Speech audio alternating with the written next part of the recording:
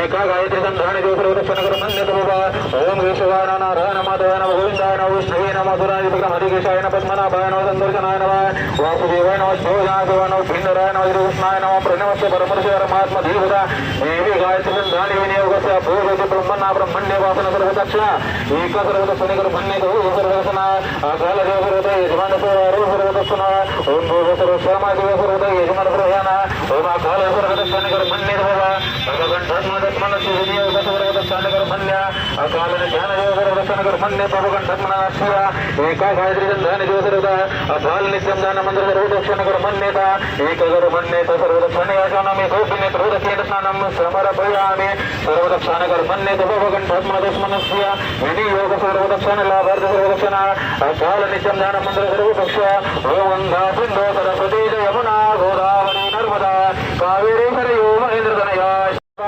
समर्पयामि ओम महागणपति सर्वदक्षिण कर मन्यते सर्वदक्षिण ओम कालाग्नैते अगर सर्वदक्षिण ब्रह्मण्य वासन सर्वदक्षिण रमण्य प्रारंभी विनंती गुरु गणपति सादया सागरा अज्ञानतो हरुणि बुद्धिमति आराधमहेश्वरा चिंता क्लेश दारिद्र्य दुःखावने एकांतरा पाठवे हेरंबाय गणनायका शिवसुता रत्तावधोधवे नेत्रे दोनहिरे प्रकाशवतरे अत्यंत देशागिरे माता सिंदुर बादरे कविहरे पूर्वांगुराजय दुरे माझे चित्त मनोरथ पुरे शेकोन चिंताहरे गोसावे सुधवासुदेव कविरे दामोरयाला स्मरे गजानना राज की सर्वदक्षिण कर मन्यते भगवंतात्मदत्मन शिवा विनियोग सर्वदक्षिण कर मन्यते भूभूतदा अकाल सर्वदक्षिण कर मन्यते ओम गंगा सिंधु सरस्वती यमुना गोदावरी नर्मदा कावेरी सर्वमयनर्मदया धर्मनवधीवेदिका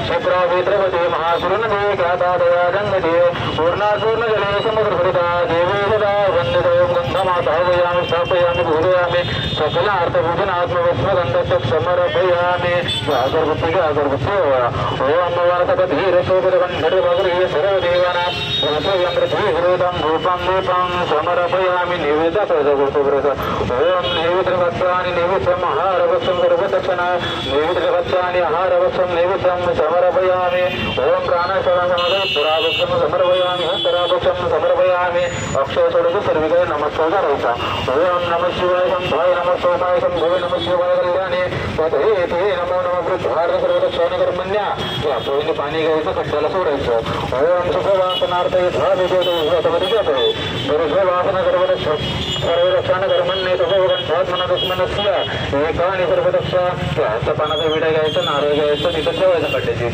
ओम मुखी बलदान मूल्यमनाचं वल्लंबर ही सर्वदक्षिण कर मन्यते भगवंतात्मदत्मनस्य भूभूत सर्वदक्षिण अकाल ज्ञान मंत्रम समर्पयो प्रिय सर्वदक्षिण कर मन्यते नित्या निधान मंत्रम हा तुमचं सोडायची फळ ठेवायचं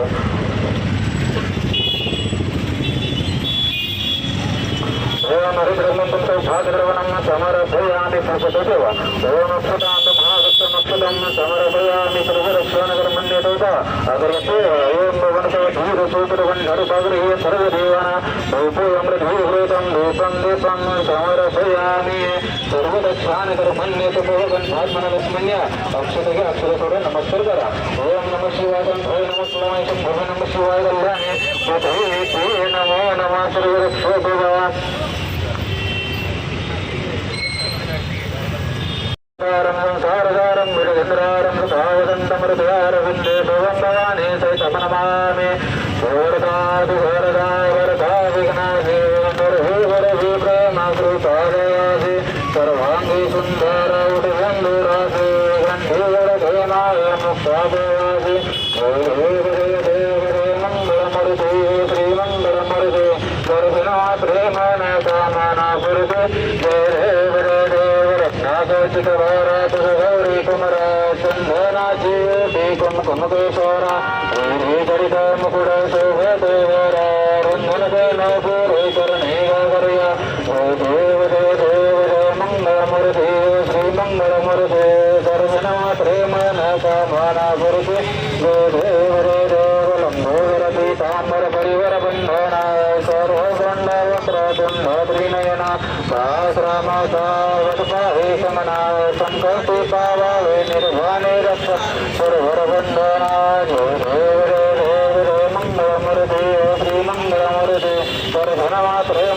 कामाना स्मृते ते देव सर्वोरगौरम करुणावतारम संसारसारम विरधनिरारम सुधावृन्दम हृदयारविन्दे भवं भवानी सैतमनमा गुणादिगन्धं परब्रह्मशान्तं सोदयन्तं समनस्त्रिलिङ्गं सवायुरोद्धं विरोधसान् समायुषलिङ्गं धर्मधरान्तं त्वमेव माता पिता त्वमेव त्वमेव बन्धे सदा त्वमेव विश्वासं त्वमेव त्वमेव सर्वं मम देवं प्रभेयमासमधुन्द्रवापुधर्मरावप्रतिष्ठवा करोम्यन्तं सकलपरस्मै नारायणे समर्पयामि हरितं विश्वं रमणानायकं कृष्णामदाहं ब्रह्मादवं गतिकावल्लभं धनगिनायकमरं धनर्पदे हरे राम राम हरे हरे हरे कृष्ण कृष्ण कृष्ण हरे हरे हरे राम राम राम हरे हरे हरे कृष्ण कृष्ण कृष्ण हरे हरे हरं विजयतमदेवास्तानि भगवान् प्रथमान्यासन्न श्रीगणातं महिमानं विशुद्धे प्रभुवे साक्षादन्ति देवा ॐ राजाधिराजाय प्रभुसाय नमो वयं श्रवणाय गुरुमये तमे कामान् कामकामन् मह्यं कामेश्वरो वैश्वरो ददातु कुबेराय वैश्वनाय महाराजाय नाय ॐ स्वस्ति साम्राज्यं वैराज्यं वेदमक्षं प्रदाशते योगप्रदर्शनकर्मण्य अकालज्ञानमन्त्रमुखोपप्रदर्शनप्रभुप्रदर्शनकर्मण्यतो वन्दान व्यापारनिलाभे संग्रह कुटुम्बानस्य एतानि भवपक्षान् देवप्रदर्शन अध्वत्वगर्वदर्शनकर्मण्य तथा सर्वदा योगप्रभावरागतु कारणे देह माझा पराव हे शूनको गुणवन्दानन्दारघुनायका गणेशाता स्वैभैरघुवीर समर्थ कुण्डलीकवर्ध हरिविशाल श्रीज्ञानदेव तुकार पंढरीनाथ भगवान की जय माऊली ज्ञानेश्वर महाराज की गुरुदत्त महाराज की गुरुशास्त्र महाराज की बजरंग बली की श्री सद्गुरुनाथ महाराज की श्री हर हर महादेव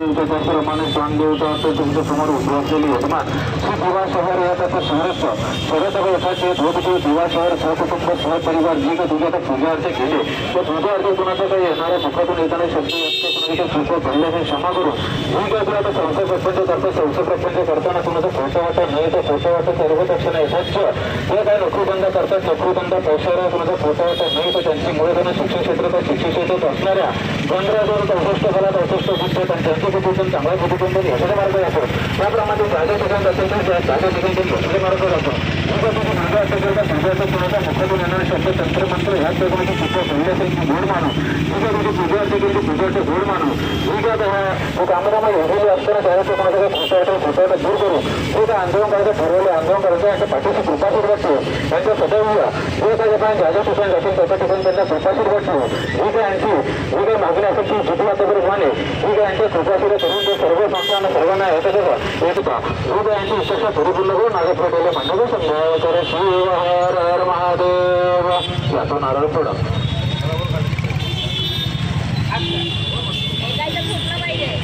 गणपती बाप्पा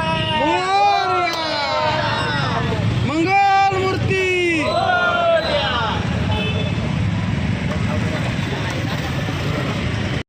जय भवानी हरो हरो हरो आम्ही सांगा आणि हे का करावं लागलं तुम्हाला महाराष्ट्र नवनिर्माण सेना दिवा शहरचे नवनिर्माण शहराध्यक्ष प्रसन्न गावडे त्याचप्रमाणे नवनिर्माण शहराध्यक्षा अंकिता कदम यांच्या वतीने यावर्षी म्हणजे दरवर्षीच आंदोलन केलं जातं गेल्या वर्षी आपण झाडे लावण्याचा कार्यक्रम केला होता खड्ड्यांमध्ये यावर्षी खड्ड्यांची शांती करण्याचं आंदोलन केलं हे आंदोलन करण्यामागे इतकंच हेतू आहे की पालिका प्रशासन यांना दरवर्षी सांगावं लागतं की गणपती येणार आहेत किंवा कोणतं तरी सण समोर आणून खड्डे बुजवा हे सांगावं लागतं यावर्षी अशी अवस्था आहे की गणपती यायला अजून बराच उशीर आहे पण त्याआधीच इतके खड्डे झालेत की प्रवाशांना येण्या जाण्यासाठी खूप त्रास होतो आहे त्यासाठी पालिका प्रशासन यांच्याकडे विनवणी केल्याने ते खड्डे बुजवतील असं वाटत नाही कारण की दरवर्षी आपण बघतो की ते बरोबर गणपतीच्या 5 दिवसाआधी खड्डे बुजवायला घेतात त्यासाठी आम्ही हा आंदोलन लवकर घेतलं आहे की जे खड्डे झाले आपण किंवा शेड रस्ता पाहत असू उमरादेवी कॉलनी रस्ता असेल किंवा स्टेशनला जो साबे रोडचा सुरुवातीचाच जो स्पॉट आहे या ठिकाणी इतके खड्डे झालेत की तिथून चालताना लोकांना किंवा प्रवाशांनाही त्रास होतो गाडीने जातात तर त्यासाठी आजचं आंदोलन घेतलं आहे आणि या आंदोलनामागचा हेतू हाच आहे की दरवर्षी हा रस्ता जो आपण बघता याचे कॉन्क्रिटीकरणाचे पैसे काढले गेले, याचे डांबरीकरणाचे पैसे काढले गेले, पण आज तर या दिवाशीळ रस्ता हा 100% पूर्ण झालेला नाही आहे. जेव्हा आपण पालिका प्रशासनाबरोबर पत्रव्यवहार करतो तेव्हा कारणं सांगितली जातात की शेतकरी आहेत ते अडचण करतात, जे जागा मालक आहेत त्यांचे रस्त्यामध्ये जागा गेलेल्या आहेत हे या रस्त्याची डागडुजी किंवा रस्ता बनवण्यासाठी अडचण करतात. तर माझं असं म्हणणं आहे की गेले 20 वर्ष आम्ही हेच कारण ऐकतो. जर हे पालिका प्रशासनाकडनं या जागे मालकांचे प्रश्न सोडवता येत नसतील तर मी सर्वांना आठवण करून देऊ इच्छितो की सन्माननीय राजसाहेब आणि सन्माननीय आमचे माजी आमदार राजूदादा पाटील यांनी लोकसभेला श्रीकांत शिंदे जे ज्यांना ओळखलं जातं काय बोलतात ते इन्फ्रामॅन म्हणून ज्यांना ओळखलं जातं किंवा त्यांना संबोधलं जातं, तर मी विनंती करेन की ज्याप्रमाणे राजसाहेब आणि राजूदादा पाटील यांचा शब्द ऐकून आम्ही खासदारांना लोकसभेला मतदान केलं होतं आणि ते आज निवडून आले. जर हे पालिका प्रशासनाला 20 वर्ष झाले हा प्रश्न सुटत नसेल तर आम्ही सर्व जागे मालकांना सोबत घेऊन श्रीकांत शिंदे जे खासदार आहेत आपले यांच्याकडे जाऊ आणि त्यांच्यामार्फत हा प्रश्न सुटतो का हा प्रयत्न करू. कारण की मतदान देताना किंवा मतदानाचा प्रचार करताना आम्ही देखील मनसे म्हणून लोकांकडे गेलो होतो आणि सांगितलं होतं की ज्या वेळेला आम्ही तुमच्याकडे मतं मागायला आलो आहे तेव्हा आम्ही या बाजूला उभे आहोत, पण जेव्हा लोकांची कामं हवी असतील तर आम्ही लोकांच्या बाजूने उभे असतो. तर आज आम्ही पूर्ण दिवेकरांच्या वतीने त्यांनाही जाऊन निवेदन करणार होतो, त्यांना हा प्रश्न सोडवा चालू आहे. धन्यवाद.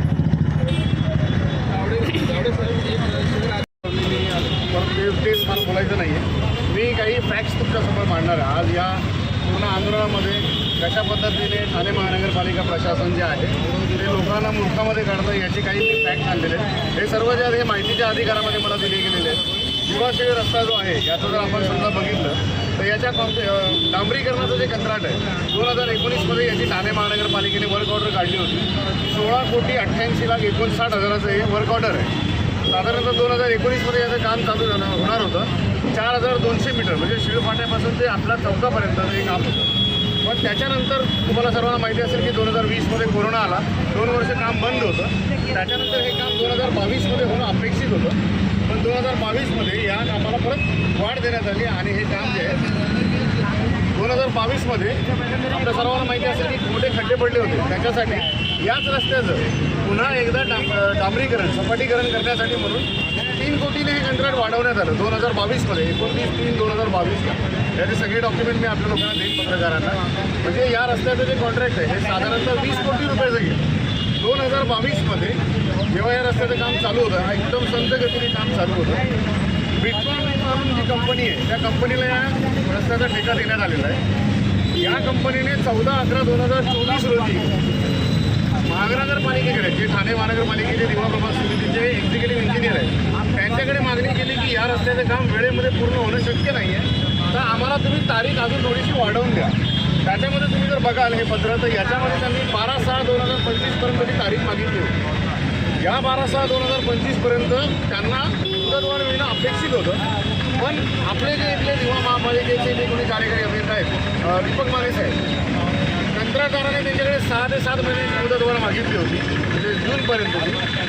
सन्माननीय दीपक माने साहेबांनी 16/12/2024ला पत्र लिहिलं ठाणे महानगरपालिकेच्या शहर विकास विभागाला आणि त्यांना सांगितलं की अशा पद्धतीची मुदतवाढीची कारणं आहेत. 3 ठिकाणी जागा मालकांनी जागा अडवलेली आहे का त्यांना त्याला मुदतवाढ द्यायला पाहिजे आणि त्याच्यासाठी त्यांनी मागितली 12/12/2025. म्हणजे एका बाजूला कंत्राटदार सांगतोय की मला 12/6/2025पर्यंतचा वेळ द्या, तर एक्झिक्युटिव्ह इंजिनियर ज्यांनी खरं तर काम लवकर करून घ्यायला पाहिजे तर ते सांगतात की आणखी 6 महिने तुम्ही काम उशिरा केलं तरी चालेल, तुम्ही 12/12/2025 पर्यंत मुदत द्या. अशा पद्धतीने त्यांनी 2 वेळा पत्रव्यवहार केला. दुसरा पत्रव्यवहार जो आहे तो 22/1/2025 रोजी दीपक माने यांनी केलेला आहे.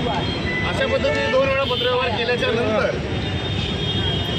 जे बांधकाम आहे हे बांधकाम पूर्ण झाल्याचा दाखला आहे. हा जो बांधकाम पूर्ण झालेला म्हणजे दिवाशीळ रोडचं बांधकाम जे डांबरीकरणाचं आहे हे पूर्ण झालं. याचं OC सर्टिफिकेट काम पूर्ण झाल्याचं सर्टिफिकेट 14/2/2025 रोजी तिचं पूर्ण झालं. आणि या 20 कोटीचं जे बिल आहे हा त्याचा TPAचा अहवाल आहे. या TPAच्या अहवालामध्ये तुम्ही बघू शकता, याच्यामध्ये इथे खाली लिहिलेलं आहे 100% फिजिकल काम पूर्ण झालं. 4 बिलं याची काढली गेली 2019 पासून. त्याची सगळी माहिती तारखेवाईज याच्यामध्ये मी तुम्हाला सर्व पत्रकारांना ती देईल. याच्यामध्ये तुम्ही जर बघत असाल 18,83,39,39,000चं काम यांनी बिल पूर्ण केलं. वरती यांनी एक्स्ट्रा म्हणजे कॉन्ट्रॅक्टरने याच्यामध्ये एस्केलेशन डिटेल म्हणजे एक्स्ट्रा खर्च केलेला 1,72,00,000 म्हणजे या व्यतिरिक्त त्यांनी अजून खर्च केला. म्हणजे आधी 16,86,00,000 त्याच्यानंतर परत 3 कोटी आणि अजून कंत्राटदाराने स्वतःच्या खिशातले 1,72,00,000 टाकले. असे करून जवळपास 22 कोटीचं हे बिल बनवण्यात आलं. आता याच्यावरती तुम्ही जर पुढे जाऊन बघितलं, सगळ्यात गमतीदार गोष्ट जी आहे तुम्हाला मी अजून एक सांगतो. म्हणजे महापालिका प्रशासन आपल्याला कसं मूर्ख बनवतं. इथे जे आहे यांनी दाखवले 100% बिल ऑलरेडी निघालेलं आहे 4थ्या आरे बिलपर्यंत. पण ही जी त्यांनी आम्हाला बिल दिलेलं आहे त्याच्यामध्ये 5वं आरे बिल पण दाखवलेलं आहे जे आहे 4,12,29,00,000. म्हणजे ऑलरेडी 20 कोटींचं काम जे आहे ते झालेलं आहे. त्याच्यानंतर पण जर समजा 4 कोटी आणि अजून 2 कोटी जे दिले जे 5वं आरे बिल आहे ज्यासाठी माहितीच्या अधिकारात दिला. पण या कागदपत्रांमध्ये अजून 6 कोटी. ठीक आहे, म्हणजे याचा अर्थ याच्यामध्ये किती नेमके पैसे काढले गेले 20 कोटीच्या आसपास. आता सगळ्यात महत्त्वाचा मुद्दा मला जो आपल्या समस्या पद्धतीने ठाणे महानगरपालिकेचे जे अधिकारी आहेत हे आपल्या सर्वांना माहिती असेल की दिवा शिळ वर्क ऑर्डर आहे. ही जी वाढवून घेतलेली आहे ही 2025-24मध्ये 2024मध्ये पहिल्यांदा यांनी पत्र दिलं होतं 16 तारखेला 10व्या महिन्यामध्ये जे आपले कार्यकारी अभियंता आहेत त्यांनी. आणि त्याच्यानंतर 28/3/2025ला याच रस्त्याच्या कॉन्क्रिटीकरणाची हे निघाली. आता तुम्ही एक गोष्ट जर याच्यामध्ये बघितली तर याच्यामध्ये OCची जी डेट आहे ती आहे 14/2/2025. म्हणजे फेब्रुवारीमध्ये यांनी सांगितलं की आम्ही हे काम कंप्लीट केलं. यांनी कामाची तारीख वाढवली होती डिसेंबरमध्ये आणि फेब्रुवारीमध्ये यांचं काम पूर्ण केलं. यांनी सांगितलं की 1 वर्ष लागेल पण प्रत्यक्षात 2 महिन्यात काम पूर्ण झालं की OC घेतली. जर OC घेतली तर त्याच्यानंतर पुढच्या जशी याची OC येते त्याच्यानंतर यांनी कॉन्क्रिटीकरणाचं कंत्राट काढलं 62 कोटी 62 लाखाचं 62 कोटी 62 लाखाचं कंत्राट काढलं कॉन्क्रिटीकरणाचं. माझा प्रश्न हा आहे, जर समजा तुम्ही असं कंत्राट काढलं, आता काही लोक म्हणतील की ते काम झालं त्याच्यानंतर याचं कंत्राट काढलं मग त्याला काय करू शकतो. पण हे असं नाही आहे मित्रांनो. याच्यामध्ये तुम्ही जर बघितलं याच्या जे कामाची वर्क ऑर्डर आहे, आपण वर्क ऑर्डर नाही ज्याला आपण म्हणतो टेंडर आहे, त्यामध्ये 2024ला 2024च्या 10व्या महिन्यामध्ये म्हणजे साधारणतः ऑक्टोबरमध्ये जर 62 कोटी रुपयाचं टेंडर काढलं गेलं आणि ते टेंडर पास झालं, कोणत्या कंपनीला द्यायचं हे मान्य झालं. असं असताना जर युवा प्रभाग समितीचे कार्यकारी अभियंता डिसेंबरमध्ये हे पत्र पाठवतात की या डांबरीकरणाच्या कामाला आणखी मुदतवाढ द्या 1 वर्षाची, तर मला असं वाटतं की हा मूर्खपणाचं लक्षण आहे. जिथे 62 कोटी रुपये तुम्ही ऑलरेडी कॉन्क्रिटीकरणासाठी काढले, तुम्ही हे काम जिथे आहे तिथे थांबवायला पाहिजे होतं. आणि जे शासनाचे पैसे 5 कोटी 10 कोटी तुम्ही या कॉन्ट्रॅक्टरच्या घशात घातले हे तिथेच कंत्राट थांबवायला पाहिजे होतं. आणि जिथून कंत्राट थांबवलं आहे तिथून तुम्ही कॉन्क्रिटीकरणाचं चालू करायला हवं होतं, तर शासनाचे पैसे वाचले असते. पण याच्यामध्ये अत्यंत चालाखीने याच्या लगेच 15 ते 20 दिवसामध्ये यांनी नवीन कंत्राट काढलं आणि सांगितलं की आता आपल्याला कॉन्क्रिटीकरण करायचं. आणि या 2 गोष्टींमध्ये सर्वात महत्त्वाची गोष्ट ही आहे, जर तुम्ही हे डॉक्युमेंट बघितले, मी प्रेसला हे डॉक्युमेंट देईन, तुम्ही तुमच्या विषयीने त्याचा अभ्यास करा. याच्यामध्ये दिवाशिळ रोड याला 24 मीटरचं करण्यासाठी सांगितलं होतं. 4,200 मीटरचं हे टोटल बांधकाम होतं. 4,200 मीटरपैकी दिलेलं आहे की 750 मीटर 720 मीटरचं बांधकाम हे झालेलं नाही, कारण जागा मालकाचा विरोध आहे. तर जे कंत्राट 19 कोटीचं दिलं होतं ते तर 4,200 मीटरचं होतं. मग बिलं काढताना 20 मीटर आहे, त्याची कमी केली पाहिजे होती. पण ते न करता तुम्ही 20 कोटीचं बिल कसं काढलं.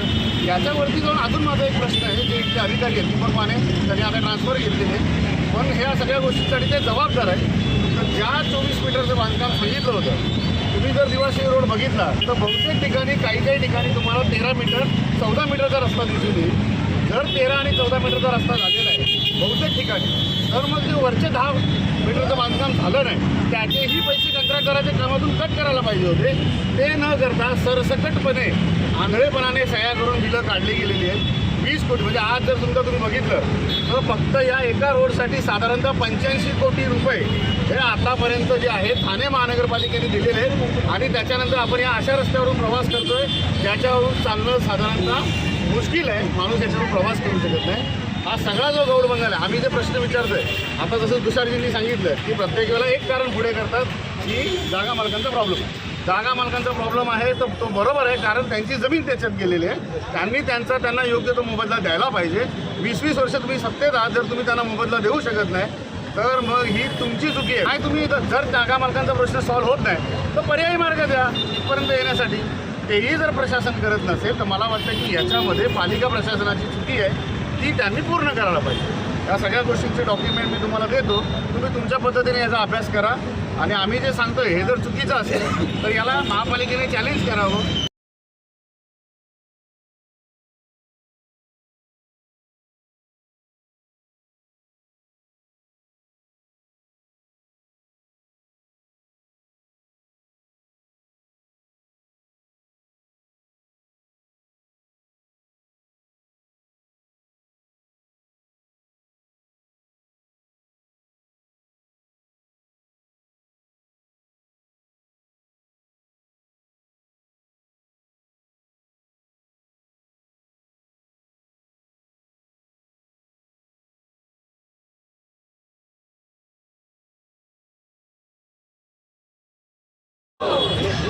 महाराष्ट्र नवनिर्माण सेनेचा सर्वांनी आराध्य नागरिकांचा